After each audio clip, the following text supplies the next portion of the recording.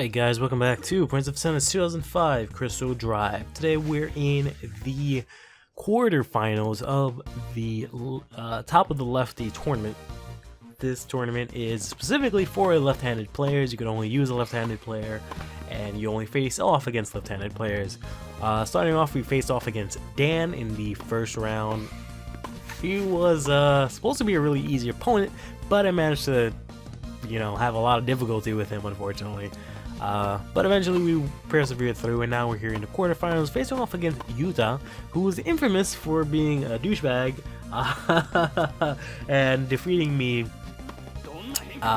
several times in my earlier days of playing Prince of Tennis 2005 Crystal Drive. He's what you would call, I guess, a villain of this series. And right now he's actually got break point, so he's actually wrecking my asshole pretty seriously, and not sure what I can do about it. One of the main things that makes this sort of matchup pretty difficult is that Yuta has these, super rising shots. So one, on serves, he can kind of pull that out, and it comes out really randomly. And it's sort of really difficult to counter because it's really fast, and you're all the way behind the baseline, and it just, zooms on through. Two, he has Mizuki, his coach, the guy you just saw, who just completely destroys my C gauge.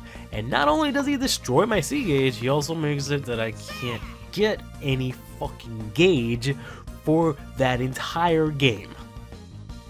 Which is fucking bananas, quite honestly. But, three, on top of all of that, since I'm using Ryoma, there's a good chance I'm gonna end off losing my racket, because for whatever reason, the super rising shot is a really sort of powerful shot in terms of sort of heaviness, so it's very often to make you lose your grip. And it doesn't help that Ryoma has a shitty grip. So yeah, here it comes, and if I try to swing at it, I probably would have gotten fucked up, but I tend to use the double-handed hit very often against specials just to, protect myself from that. I've also turned off racket KOs a while back, so I don't really have to deal with that anymore. But either way, yeah, so I was talking about last time how I managed to play some tennis with Lone Sword Hero, and that was really fun. And one of the main things I got away from that is that I played fine, but primarily what was really fun about that is that this random person sort of came in and joined us, because there was four of us, right, and our fourth went out to look at the water, so we were by the water, so she kind of went to go take a walk, so it was kind of three of us. And then this guy came in and he asked if we needed a fourth, and I'm like, yeah, sure, why the fuck not? So he joined us and we started hitting back and forth, and he was pretty good. I was a little scared. I'm scared in general playing against people like that, picking up random people, just because people sort of have disparaging skill levels. I don't know if disparaging is the right word. They just have really different skill levels. So usually the only people that can really play are myself, the friend that went to go look at the water, and Lone Sword Hero, because we were actually on the tennis team. Given that, we're not all that great. So, especially since, Lone Sword Hero and my other friend, they don't really play very often, let alone on a court. So I always get really scared that when someone comes to join us, that they're gonna completely be 10 million levels higher than us and just make us feel like shit because we suck, or then themselves get disappointed of how shitty we are. But thankfully, or I don't know what it is, whenever we play tennis, there's actually never anyone around, or they just don't give a shit about us. No one ever tries to join us, which I'm for the most part okay with. But this guy, he actually joined us, and that was a lot of fun because he was, I would say, more or less around my skill level. He wasn't outplaying me massively in terms of like strokes. We were pretty much similar. I would say he was probably maybe a little bit more consistent than I was. There goes the first fucking racket lost there. But yeah, I feel like he was probably a lot more consistent than I was. So he's obviously probably a notch above me, which is fine. There goes my C gauge now. I was probably gonna try and do a lob defense, but fucking Mizuki came and wrecked my ass. But thankfully, if you have Super Gauge, the Mizuki special does not affect your Super Gauge, first of all. But two, if you have a full Super Gauge, you can always just go into it and, you know, smash your specials as much as you want. But yeah, me and this guy, we had a, you know, good time. There were a lot of times where, like, you know, we had there was 4 of us on the court, so we were playing just doubles, but we were just rallying. We never actually played a game. We played a game before that, which was kind of a bit of a disaster because no one can really serve. But you know, it was fun. I unfortunately lost. And we were playing the doubles where we were just kind of rallying about, but there were a lot of times where it was just me and the guy just rallying to each other, which was a lot of fun. And then after everyone kind of like got tired and sat down, me and the guy hit for like another, you know, half an hour, and that was really a lot of fun because I don't really get to hit with people that are around my skill level pretty much ever, which is why I've talked about I always try and like sign up for tennis classes. That's really the only way I can think of actually going to play tennis. The only other way would be to, you know, meet someone that will come and actually play with me, right? But I really don't know how to go about doing that, and nor do I want to spend, you know, money getting a permit to have to play tennis, you know? So now that CurlyHairedHero has a car, he can just drive us to the tennis courts, specifically a specific tennis court where they don't, you know, try to permit us, and they actually just let us play. Because, you know, before, to get to that place, we had to take a specific bus that only went to that place and ran like every hour, 2 hours or something like that. So we really didn't want to have to depend on that. But yeah, that's why I usually go and play, or rather not play, that's why I usually take classes, just so I can do that and play people that are around my skill level. But like, for example, I recently did this thing called Stroke of the Week. I'm not sure if I talked about that yet, but they do it in Lower Manhattan or Mid Manhattan. I don't really know what are the boundaries for Lower and Middle, but it's on like, it's by 32nd Street or 34th Street. It's lower than that. I think it's on 28th Street actually, something around there. I know I get off at 34th on the E train, but anyways, there's an indoor tennis club there. They have clay courts, which was interesting because I never played in clay courts. But I went over there and I signed up for this thing that they had that's called Stroke of the Week. It's a really fun thing. It's $30. You go in for an hour, and there's an instructor, a coach, trainer, whatever you want to call him, and you do one specific stroke for that entire hour. So, for example, you'll work on your backhand the entire time, you'll work on your serve the entire time, you'll work on your forehand and backhand volley the entire time, etc., etc.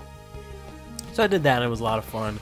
I did the backhand one, and I also did the forehand and backhand volley, just in general volleying, which was a lot of fun as well. Because those areas are just, you know, not things that I've really worked on. The main one that I really need to go to is the serve one, because my serve is still complete garbage to this day. Just something that I just cannot get it right. But that being said, like, that was fun and all, but my only complaint about that is that it was just you consistently doing strokes and you weren't actually playing, which I know wasn't supposed to be the target of that, which is fine. I'm okay with that. But what I'm also looking for is also to be able to play against someone, which you can do there, which is cool because they have several courts and you can, you know, I guess kind of like reserve a court. I guess that's how it works. I'm not really sure how it works. The only thing is, of course, I still don't really know anyone that I would be able to play with like that. Made me kind of sad also, just because there was these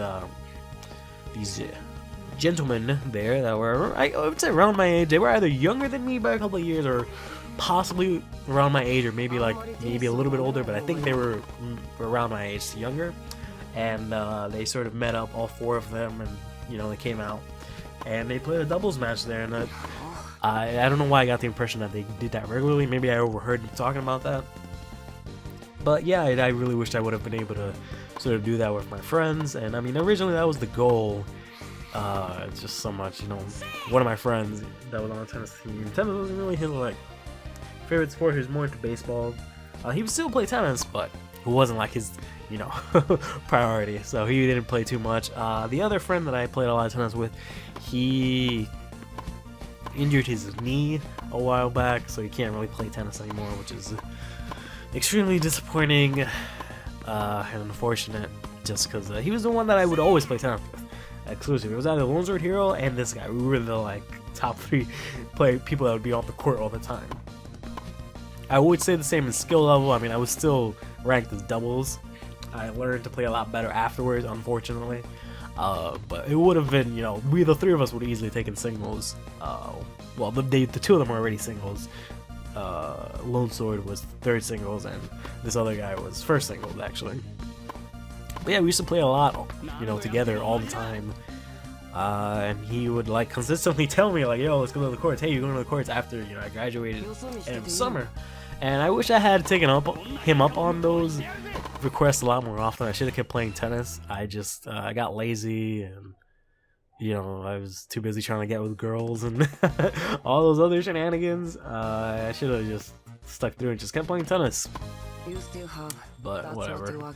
I mean, there were a lot of times I still kept playing tennis between that summer. You know, I don't know. I should have played it a lot more than I should have, and I should have spent more time with him, I guess. Playing, I don't know how to describe it, but now we kind of don't really talk. And he can't really play tennis anymore, which is really saddening. But nonetheless, I forgot what was even the point that I was. Oh, right. Yeah, so I was really hoping when we had, you know, finished off the tennis team and we graduated and whatnot, that we would continue to play tennis in the future, and I was hoping we would be like those gentlemen, those dudes that I saw at the tennis club. I was hoping we'd be like them. But unfortunately, you know, given the circumstances, several circumstances, just, you know, time, and people having other interests, and getting injured, and having to pay for permits, and all that kind of stuff, really fucking destroyed my tennis hopes and dreams to the point where I only really played tennis either at the handball courts against the wall, or if I was enrolled in any tennis classes, which is just about it. But now, you know, like I said, Lone Sword Hero has, you know, motor transportation. We should be playing a lot more. Unfortunately, it's almost a little too late because, you know, I feel like I'm 100 now. But whatever, I'm still moving fine, I'm still playing fine. I'm just gonna have to suck it up. My nose is killing me right now because I'm still sick. So I am super nasally. It's to the point where like there's not like, you know, boogers coming out of your nose consistently where you have to blow your nose, but it's still there. So whenever you talk or you do things, you know, it makes your breathing difficult and it makes you sound really nasally, but there's like, you know, nothing there. I can blow my nose right now.